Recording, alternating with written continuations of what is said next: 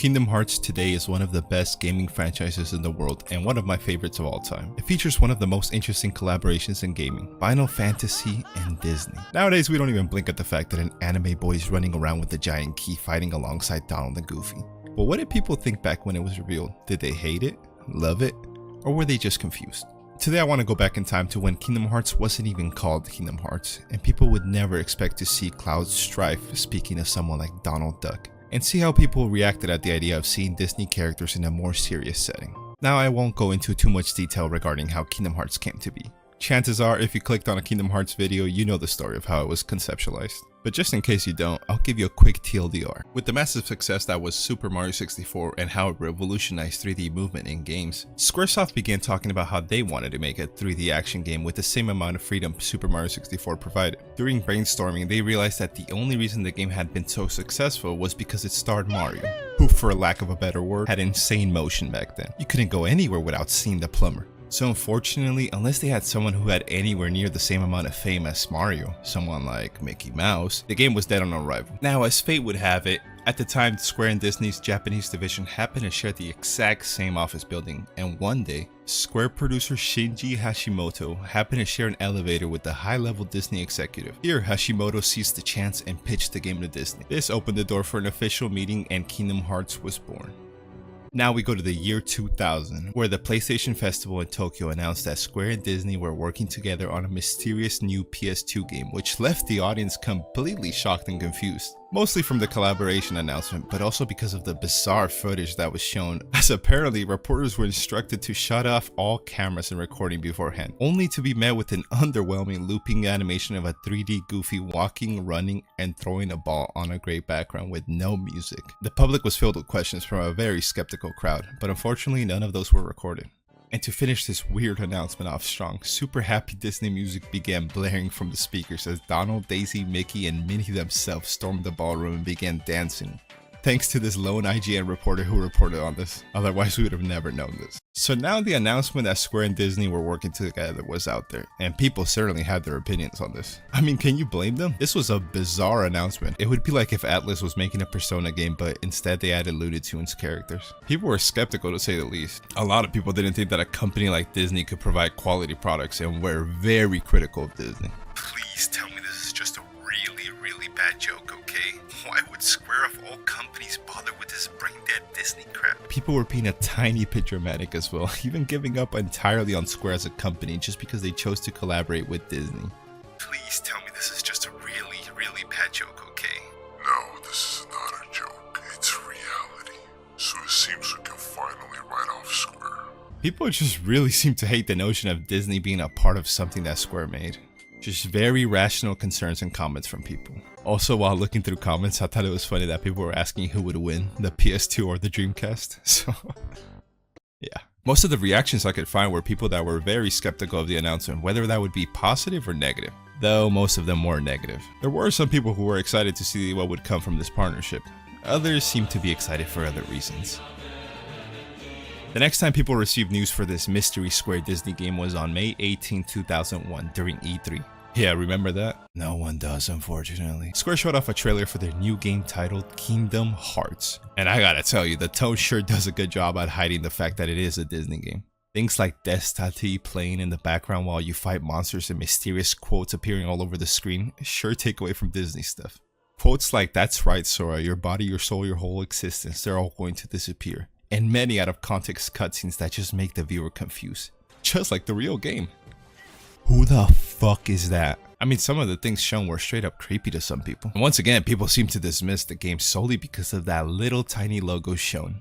Disney. They argued that since it's a Disney game, it must be aimed at kids and will likely be piss easy to complete and something you give to your little brother just so he stops bothering you. Even the people who were mildly excited could not get that fuck ass mouse out of their head. It sounds cool to me. I really like the idea of the different environments being near each other, creating a vast Disneyland to explore.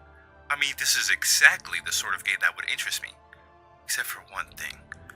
It has Disney's name on it. Let me get this straight. You like the idea of a vast Disneyland to explore, but don't want the Disney name on it? Right. Honestly, I think Shane just might be mad that he's not directing this game himself. All in all, people just really hated the fact that Square was working with Disney, even if they seemed interested in Kingdom Hearts. Disney is terrible at video games. They're all baby games designed for 7-year-olds. Don't worry though, Shane had a change of heart and posted a more positive and open outlook towards the future of this game not even 30 minutes later. Though he does bring up a good point that many others had. The new characters don't really mesh well with the Disney cartoon characters. Sure, now we don't bat an eye at this because we're so used to seeing it now, but would this not weird you out? I agree that the two styles don't necessarily mesh well, but it could potentially work. Also know how the main character has yellow shoes and red shorts? Not a coincidence, I think. People just weren't used to the clashing styles that the franchise is known for nowadays. This was something that I saw a lot being brought up when looking at these forum comments from back then. People didn't think the styles meshed well, and it looked very off-putting to see. And it was hard to take serious when you have a spiky-haired boy riding Dumbo as one of your attacks. Some people like Z Unger at least gave it a chance though. Now, I don't speak Italian, but I think this guy's very excited for the game. Honestly, if I was Square back then, I would have been very worried to release the game after all of this. So far, most of the reactions of the game have been skeptical on whether or not it would actually work. A lot of negative ones, but also a lot of open-minded people willing to give it a chance. Well, people would have to wait another 5 months to see more information on this project at Tokyo Game Show in that same year. Now, this trailer was only in Japanese because, well, it was shown in Tokyo. It featured a way more polished look to all of the 3D models, including Sora, Donald, and Goofy, who are sporting a new look. Now, I can't guarantee that they took criticism from before about the character designs not meshing well, but both of the main party members in the game were given Final Fantasy-like outfits, which really helped the styles mesh better. Overall, the game looked a lot closer to completion than before, and we got to see real gameplay here with actual sound effects, but no voice acting yet.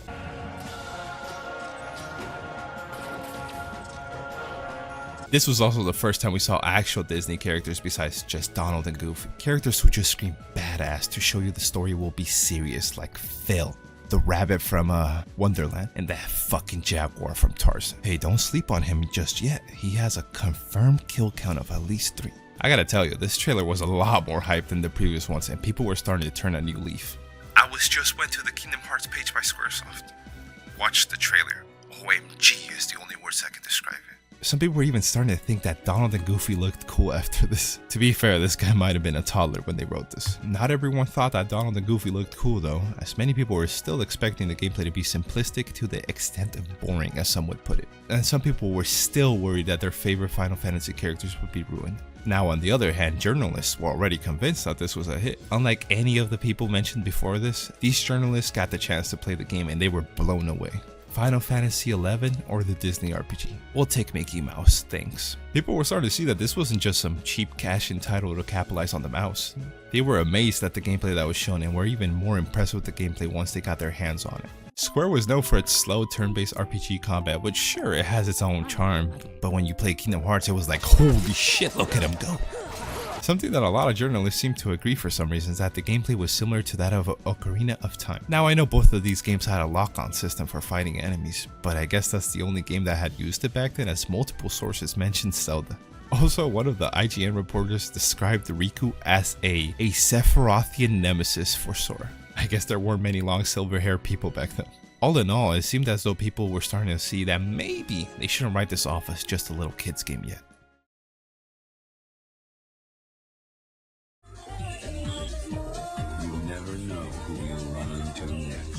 Kingdom Hearts, PlayStation 2, rated E for everyone. September 17, 2002, Kingdom Hearts was released to the public, and boy oh boy did people have something to say about it. People loved it, and I mean no shit, right? They're making the 15th game in the franchise, Kingdom Hearts 4. And people went apeshit after one trailer in a Nintendo Direct of all things. Even back then, people knew that this game was amazing. It released on the PS2 and people seemed to love it. Well, for the most part. Now, I know no game is perfect, but it was kind of funny seeing why people didn't enjoy playing this game back then. From it being too hard to it being too corny. But of course, Kingdom Hearts fans are as nice as ever when someone shits on their game. That was the minority, of course, as mostly everyone seemed to enjoy the game, and even after the release, people were still fascinated at the idea of a Disney crossover working so well with SquareSoft. Now, I can go on and on about how people love the game and it became one of their favorite franchises of all time, but I won't do that because we all know the game was successful. But the main idea found within all of these reviews, however, was do not just wave this game off, give it a chance because it is really well done. If you enjoyed this type of video, please make sure to leave a like and subscribe as it helps out the channel tremendously. It was very entertaining going through these very old comments, and it was kind of cool. It was sort of a time capsule of seeing how people reacted to an idea so bizarre, yet one that was extremely successful. Now, if you excuse me, I gotta go beat Kingdom Hearts for the 20th time, so I'm gonna wrap this video up.